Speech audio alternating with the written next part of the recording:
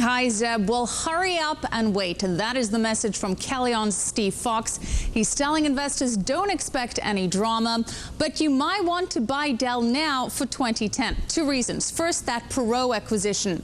Now, Dell bought Perot Systems earlier in the year for about $3.9 billion.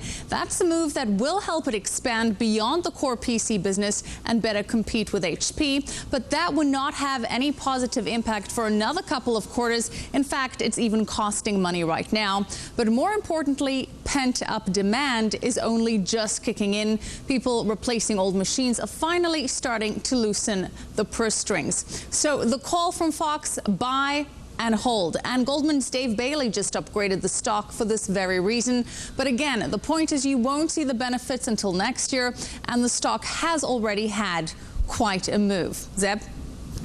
Michelle, what about other parts of the business, the services division, for example, Dell just got with Perot? Right. Again, that is more forward-looking in spite of these recent moves into services, networking, and storage. Computers, printers, modems, all the basic stuff, still 3/4 of Dell's business.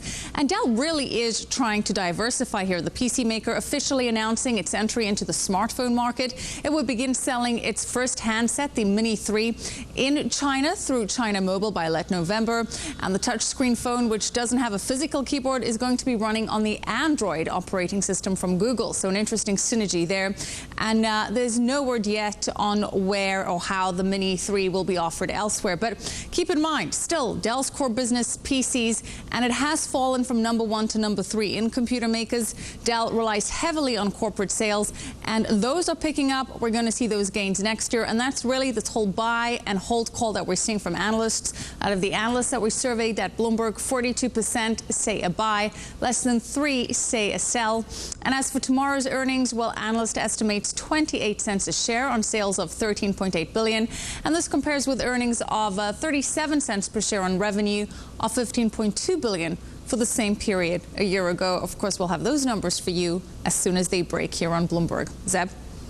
Okay, Michelle, we'll be watching those. I want to keep you around, though. So I'm curious who you think the sexiest man alive is. Who do you think?